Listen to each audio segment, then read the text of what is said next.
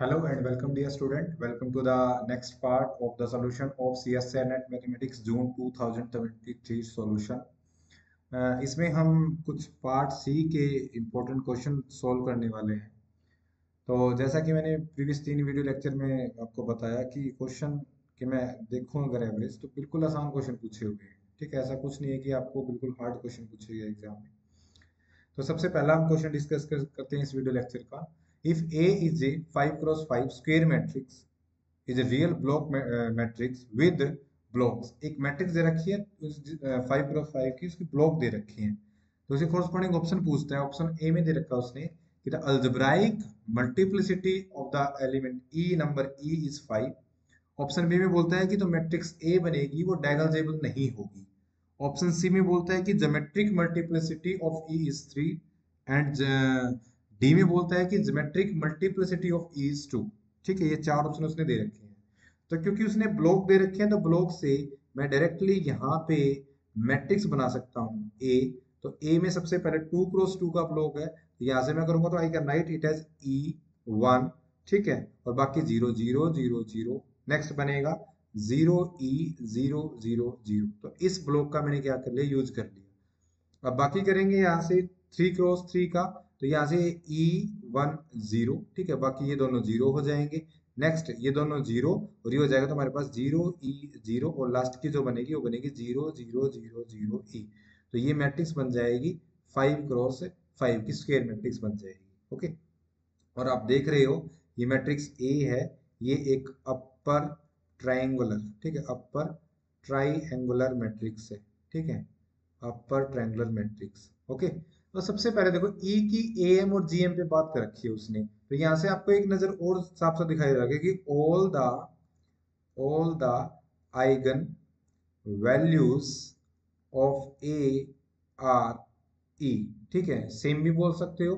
ठीक है, और सारी सारी आइगन वैल्यू क्या है, ई है, यानी ई ई ई ई ई, ये है। 5 बार इसके आइगन वैल्यू ई बनेगी and this implies that algebraic multiplicity of e is 5 and this implies that option number A is correct। ठीक है, algebraic मल्टीप्लिसिटी तो कितनी आ गई इसकी, 5 आ गई। अगर algebraic मल्टीप्लिसिटी आ गई तो algebraic मल्टीप्लिसिटी से हम इसकी ज्योमेट्रिक मल्टीप्लिसिटी भी निकाल सकते हैं। और ज्योमेट्रिक मल्टीप्लिसिटी ऑफ ई का फॉर्मूला क्या होता है, nullity of matrix A minus E into I. तो किसकी नल्टी निकालनी है तुम्हें, nullity A minus A E into I की। तो ए माइनस ई इंटू आई करेंगे तो ये मैट्रिक्स बनेगी। ए ये दे रखी है, ई आई एक 5x5 की आइडेंटिटी मैट्रिक्स होगी। जब तुम ए माइनस ई आई निकालोगे तो ये बनेगी 0 1 0 0 0। ये बनेगा 0 0 0 0 0 0 0 0 1 0। नेक्स्ट 0 0 0 0 0 और 0 0 0 0 0। ठीक है, अब ये मैट्रिक्स है, आप इसकी नल्टी फाइंड आउट करना चाह रहे हो। और नल्टी में देखो, इसमें ये देख लो कि नंबर ऑफ जीरो कितनी है, तो एक ये है, एक ये है, एक ये है, तो इसकी नल्टी कितनी आ जाएगी, 3 आ जाएगी। या दूसरा आप ऐसे भी कर सकते हो नल्टी निकालने का फॉर्मूला रैंक नल्टी थ्योरम से कि नंबर ऑफ कॉलम कितने हैं, 5 minus rank of A minus E into I, it's 5 minus इस मैट्रिक्स का रैंक कितना है, इस मैट्रिक्स का रैंक 2 है। एक तो यहाँ पे नॉन जीरो रो है कि यहाँ पे नॉन जीरो रो है, तो 5 माइनस 2 कितना आ जाएगा, 3 आ जाएगा। यानी जीएम ऑफ ई कितनी आ जाएगी, 3 आ जाएगी। तो यहाँ से ऑप्शन नंबर सी है वो क्या हो जाएगा, करेक्ट। ऑप्शन नंबर डी है वो क्या हो जाएगा, रो। अच्छा एक बात बताओ, ई ई की एम तो 5 है और जीएम कितना है, 3 है। तो M is not equal to gm of e and this implies that matrix A is not diagonalizable। क्योंकि कोई मैट्रिक्स डायगोनलाइजेबल तब होती है जब उसकी आइगन, हर एक आइगन वैल्यू के कोरस्पॉन्डिंग उसका एम जीएम इक्वल आ जाए, लेकिन इसमें तो इक्वल नहीं है, तो मैट्रिक्स ए है वो डायगोनलाइजेबल नहीं होगी। तो बी में नॉट डायगोनलाइजेबल दे रखा है, ध्यान दे यहाँ पे नोट दे रखा है। इसका मतलब A B and C are the correct answer of this question. Linear algebra का बहुत आसान क्वेश्चन पूछा हुआ था। अच्छा ये आसान है, रिंग थ्योरी का क्वेश्चन पूछा हुआ है, which of the following is are maximal ideal of Z ठीक है, ये मैक्सिमल आइडियल पूछे हुए हैं किसके, जेड की। ये मैंने क्लास में भी करवाए हुए हैं। ठीक है, तो यहाँ पे हम सिंपल एक रिजल्ट का यूज करने वाले हैं और उससे ये क्वेश्चन हो जाएगा। ओके, तो रिजल्ट क्या है, यहाँ पे रिजल्ट मैं लिख देता हूँ। रिजल्ट है कि p comma f of x where p is a prime number, ठीक है, ये प्राइम नंबर है, and f of x is irreducible polynomial, irreducible polynomial,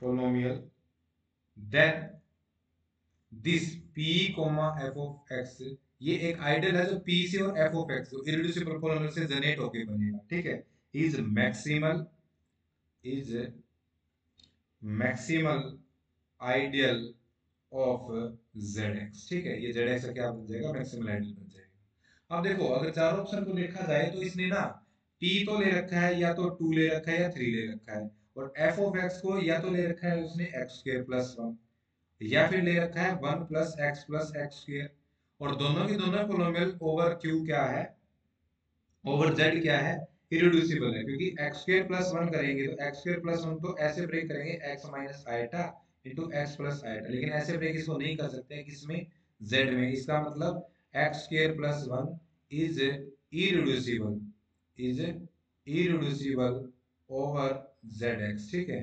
next 1 plus x square, अच्छा यहाँ से अगर मैं इसकी रूट निकालूं तो इसके रूट में मिलेंगे ओमेगा और ओमेगा स्क्वायर, जो जेड से बिलोंग नहीं करते, इसका मतलब this is also irreducible polynomial over Z x, और 2 और 3 दोनों क्या है, प्राइम नंबर है, प्राइम नंबर है तो भैया 2 एक्स स्क्वायर प्लस 1 ये भी मैक्सिमल आइडियल बनेगा, ये भी मैक्सिमल आइडियल बनेगा, ये भी मैक्सिमल आइडियल बनेगा, और ये भी मैक्सिमल आइडियल बनेगा, ठीक है, clear.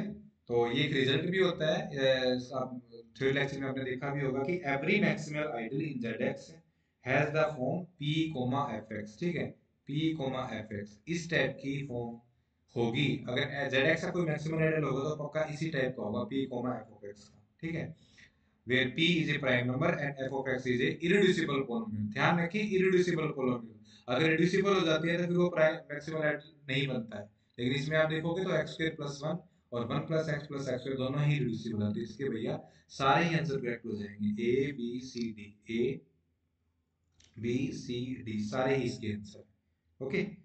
Now come to the next important question, ये भी बहुत ही अच्छा क्वेश्चन पूछा हुआ था, मॉडर्न अलजेब्रा का नेक्स्ट क्वेश्चन है ये, ठीक है, वही अब की बार भी ईयर चल रही है 2023, तो उसने 2023 ऑर्डर का ग्रुप दे रखा है और उस पे क्वेश्चन पूछ रखा है, तो let G be a group of order 2023 2023 जिनका जिस ईयर का हम क्वेश्चन सॉल्व कर रहे हैं जून का, then which of the following is are true, इनमें बताना है कि इनमें से कौन सा ट्रू होगा, ओके। तो सबसे पहले बात करते हैं हम एबिलियन की, एबिलियन होगा नहीं होगा, फिर साइक्लिक की करेंगे, फिर देखेंगे कि वो सिंपल है या नहीं है, तो ऑफ कोर्स सी और डी में तो एक ही ट्रू होगा, हमें पता है, ए में बी में भी देख लेते हैं। तो पहले हम जी की प्राइम फैक्टराइजेशन कर देते हैं कि जी को हम प्राइम फैक्टराइजेशन कैसे करेंगे, तो जो जी का ऑर्डर है वो दे रखा है 2023, और इसकी 2023 की अगर प्राइम फैक्टराइजेशन करें तो I can write it as 17 का स्क्वायर इनटू 7, इसको ऐसे लिख सकता हूं, okay.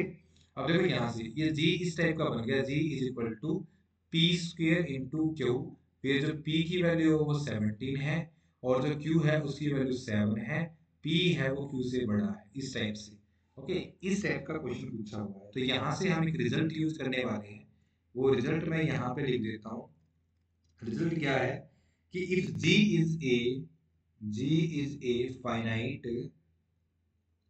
group of order p square into q such that p square is not congruent to 1 mod q, ठीक है, and q is not congruent to 1 mod p, then g is abelian, ठीक है, then g is abelian group, ये बन जाएगा। अब यहाँ पे देखो p की वैल्यू कितनी है 17 है, q की वैल्यू कितनी है 7 है, अगर मैं यहाँ पे इसका यूज करूं तो p का स्क्वायर करूं तो ये हो जाएगा 289 is congruent not congruent to 1 mod, q की वैल्यू कितनी है 7 है, और ऑफ कोर्स 7 है वो 288 को डिवाइड नहीं करता है, तो इसका मतलब ये कंडीशन सेटिस्फाई है।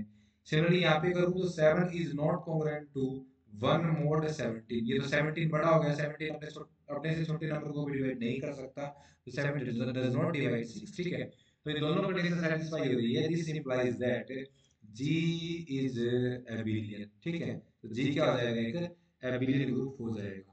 अच्छा, बी ऑप्शन बोलते हैं कि जी है वो साइक्लिक होगा। ठीक है, साइक्लिक होना कोई जरूरी नहीं है, आप इसके लिए आप ये उठा लीजिए। ठीक है, फॉर ऑप्शन बी के लिए you can take G is equal to Z 119 cross Z 70। ठीक है, ये ग्रुप उठा लिया मैंने, और ये ग्रुप है तुम्हारे पास। ये ग्रुप क्या होता है, एबिलियन तो होता है, एबिलियन बट नॉट साइक्लिक, ये साइक्लिक नहीं है। जो ग्रुप है इसका ऑर्डर कितना है, इसका ऑर्डर भी 2023 ही है, मैंने बनाया इस तरीके से।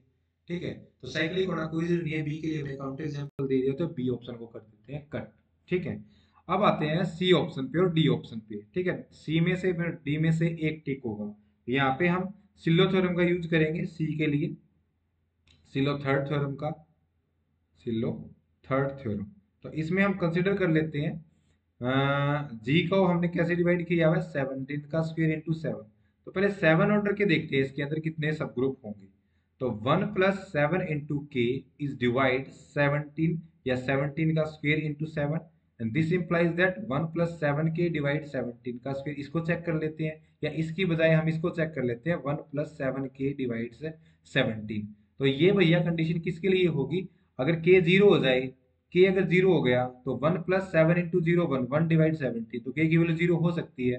के इज इक्वल टू 1 हो सकता है क्या, 1 प्लस 7 इंटू 1 डिवाइड 17, ये तो गलत है। इसका मतलब के की वैल्यू 1 पॉसिबल नहीं है। के क्या 2 हो सकता है क्या, 1 प्लस 7 इंटू 2 डिवाइड 17, ये भी नहीं हो सकता। तो 2 भी नहीं हो सकता, फिर 3 भी नहीं हो सकता, 4 भी नहीं हो सकता।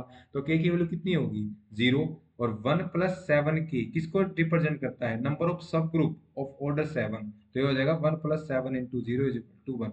तो 7 ऑर्डर का एक यूनिक सब ग्रुप होगा इसके अंदर, और यूनिक सब ग्रुप होता है तो वो क्या हो जाता है, नॉर्मल। ठीक है, this implies that, this implies that G has a subgroup, G has a unique unique subgroup of order 7, and this implies that G has a normal subgroup, normal subgroup of order 7। ठीक है, या 7 order हो या ना हो, हमने ये prove कर दिया कि उसके पास एक 7 ऑर्डर का नॉर्मल सब ग्रुप है। और किसी ग्रुप के पास अगर नॉर्मल सब ग्रुप बन जाता है, अच्छा नॉर्मल कैसे बना, किसी ग्रुप के पास यूनिक सब ग्रुप है किसी ऑर्डर का, तो वो नॉर्मल होता है। ठीक है, तो ये क्या हो जाएगा, नॉर्मल हो जाएगा। और किसी ग्रुप के पास अगर नॉर्मल हो जाता है सब ग्रुप, तो वो ग्रुप सिंपल नहीं रहता है। फिर this implies that G is not simple, G simple नहीं होगा। तो इसका मतलब ऑप्शन सी है वो गलत हो जाएगा, और ऑप्शन डी है वो हो जाएगा ठीक। तो A and D R the correct answer this question. ठीक है, तो बच्चों इस वीडियो लेक्चर में हम इतने ही क्वेश्चन डिस्कस करेंगे, इतने ही भेजे भेजे थे स्टूडेंट ने, भेजते ही मैं वीडियो बना देता हूँ। तो इसके अंदर अगर आपको कुछ और डाउट वगैरह लगे तो वो मुझे कमेंट सेक्शन में बताना। अगर आपको और क्वेश्चन याद है तो इस नंबर पे 9813155942 इस नंबर पे मुझे जरूर भेजें। ठीक है, तो ऑफ कोर्स आप भेजोगे तो मैं उसका सोल्यूशन जल्दी जल्दी प्रोवाइड करूंगा। पार्ट ए के भी भेज सकते हो मुझे आप। ओके, तो मिलते हैं नेक्स्ट वीडियो लेक्चर में। Thank you for the watching.